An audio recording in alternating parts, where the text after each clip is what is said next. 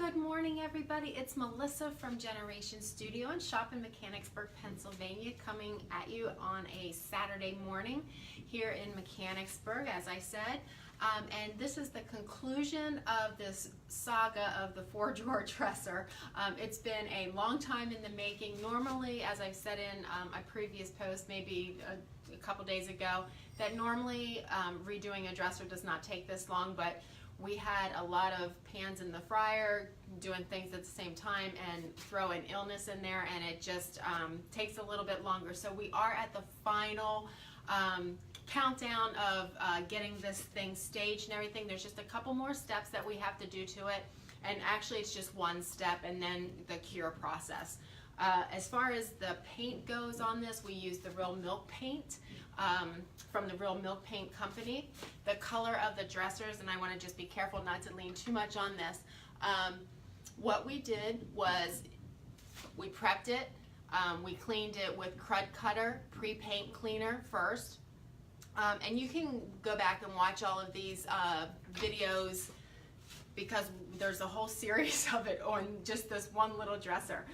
But we cleaned it, we let it dry, we sanded it, then we wiped it down with denatured alcohol and steel wool, or I'm sorry, water mixture of denatured alcohol and water to clean off the rest of the dresser. On the top, we used the denatured alcohol and steel wool technique to sort of take off all the old shellac that was on the top of this piece of veneer. So it has come out beautifully. We've restained this using a Minwax in Golden Pecan. The colors we used from the Real Milk Paint Company, the main color is your Riverstone. We also accent it right here. I don't know if I'm touching where I'm supposed to, but that's the French gray, and then just the little accent around it, we use the black iron.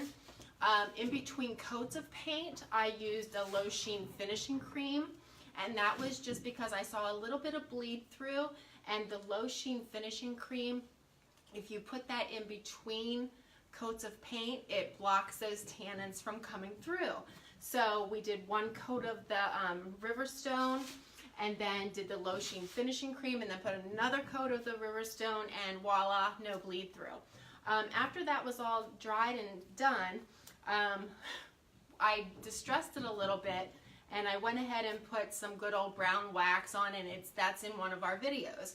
Well, I went home and slept on it, and the next day came in, and I have to tell you, I got my bag of tricks out as far as my distressing stuff, because I just felt that the top came out beautifully.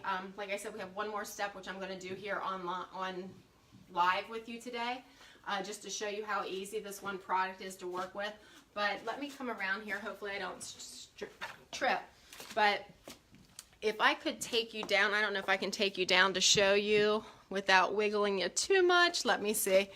I really distressed the heck out of this thing. I came in, I mean, you can see that I went to town on it. I wanted it to look beat up, and I love it beat up. There's just some pieces that you feel like need a little character, and this was one of them. It had a, sorry, I'm trying to set you back up now. It had a little bit of detail on it, as you could see here, and but I just wanted some character. So what I did, I mean, as far as distressing, you can use a whole lot of different things. Starting out with sandpaper, I started out with my 150 and 220 sandpaper grit. I went down to an 80 sandpaper grit. I used just a scouring pad to distress it. I brought out the hardcore stuff and used a scrub bud, actually a scraper, and a wire brush, and I just hit it where I thought it needed hit, where it needed some character. And part of the reason why I was doing that is because the pecan on the top, when I saw it, it was just too bland down below, so I wanted to bring some of that dark wood color out from underneath of the Riverstone paint, just so that it would incorporate the top. So that's why it looks so banged up, and I'm happy with the way it turned out. Let me just put you back here because I'm going to sneak back around the back. Because what we're going to do today to finish it off, I don't know if you saw, I can bring these out. I kept the original hardware, but I did paint them. And what I used a lot is the Rust-Oleum. It's for metallic. This is the oil rub bronze. So I used that, and there's a picture of the color of the hardware. So they came out really, really nice. I think it sets off the piece really, really well. The pecan top, the golden pecan, was done in Minwax. It just turned out beautiful. So now what we're going to do, the only thing that's left, oh, I forgot to tell you, I'm so sorry, I get ahead of myself. After I distressed the heck out of it, what I did was I also used the Real Milk paint has soft wax, and I used a clear, and I put that all over it first, and then I went back in it for the second time and used the good old brown wax. That way the paint wasn't grabbing a hold of the brown wax as much because it had a layer of the clear in between. So we just, like I said, I waxed it and then I buffed it. You should feel it. It just, even though it's distressed, like all over and chippy all over the place, to feel it, it is so smooth due to the wax and the buffing.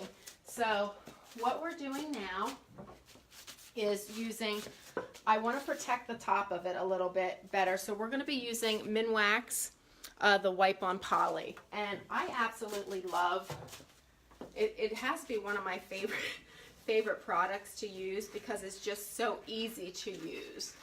So what I like to do is put on a glove, and you'll want to get a clean, lint-free cloth. And if you guys have been following us at all, you know I like my socks. I just asked my aunt yesterday, if you guys have socks, we can always use them. Normally for your polys, you don't want to shake them because of causing bubbles. This Wipe On Poly by Minwax, you can definitely shake it. You want to shake it up to get it all mixed up before you use it. So if you haven't used this, give it a try. As far as it yellowing on whites, I know that's a big question that people worry about. It will yellow, but very minimally. I actually have a cabinet door out in my car. I wish I would have thought ahead of time to bring it in to show you. So if you do it on a bright white, you can see just a very slight, and when I tell you slight, it is slight, a slight tinge of yellow, and it's not even yellow. It's okay to use on light colors, but any other color, it's great. So you just saw me, I shook it up. All you do is take your cloth, put it over your hand. Again, I like socks. You just pour a bit on there, and you actually just rub it right on. I wish I had a camera person today that you could, I'll bring you up a little bit closer here, but you just pour it on and wipe it on so you don't have to worry about drips. You don't have to worry about it pooling anywhere. Make sure you go around and hit your sides. And all you want to do is make sure you get an even coat on. So go back and forth. And what I will do is I'll leave this sit on for about 2 to 3 hours. And it is very smooth to the touch, but what I'll do is I'll take about a 400 grit sandpaper and just lightly sand it so that I can put on a second coat. And would it need that? You know, I don't know. It depends whose home it goes to and what they use it for. I always like to protect the tops of these because you work so hard to get this veneer looking really nice. So you don't want it to have watermarks and things like that. So I just go over it like that. And again, make sure you go around the edges. I did hit the edges a little bit before I came on, and then it was like, oh, I wanted to film this. So there's the first coat of that, and that's all she wrote. That's all she needed. Like I said, let me get that back on there. Like I said, in about 2 to 3 hours after it's dry, I will just take a 400 grit sandpaper. You can get that at Home Depot or in the auto section, either at like Walmart or any of the Pep Boys or anything like that. Just lightly sand it, remove the dust, and then do the same thing you just saw me do and put it back over. So I'll do 2 or 3 coats. I'll probably stop at 2, but we'll check. We'll want to make sure that, you know, you can set stuff on there without marring it up any. So that's it. She is done. I'm going to grab my camera and bring you guys a little bit closer so you can see the top of this. And hopefully the lighting isn't all that horrible. I don't know if I can turn you around. I'm turning you around. Okay, very good. So this is the top. Let me come around here. And like I said, that was a really crappy looking piece of veneer prior to using the denatured alcohol technique. And there it is with the golden pine. I also, even the back of this piece, what I did was I just took some of the wax and just cleaned it up. I just used the old brown wax because it's not real heavy or anything, and I just wiped the back of it. I mean, doesn't it look pretty just the way it is? And that's just, that way you can still see the lettering and the markings on the back. Here is the front of the dresser. Sorry, I'm backing up as I can here. I'm inundated here with the dining room suite behind me, so I just ran my back into it. But that is what the dresser looks like, and I just love all this chippiness. I don't know if you can see the chippiness here, and it chipped up here, so like the brown underneath is like matching up with the top of the dresser. So I'm really pleased with the way it turned out, and what we're going to do is let that top do its thing. And turning you back around, sorry.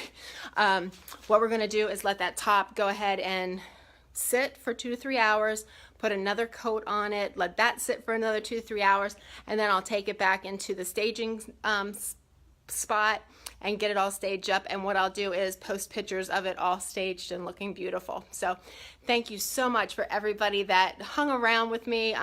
We're busy. If you hear the buzzer, it's the Best Kept Secrets tour here, so we're busy. We have extra help today, and now we're on to doing a dining room set. So thanks for following us, and we'll see you real soon. Take care. Bye-bye.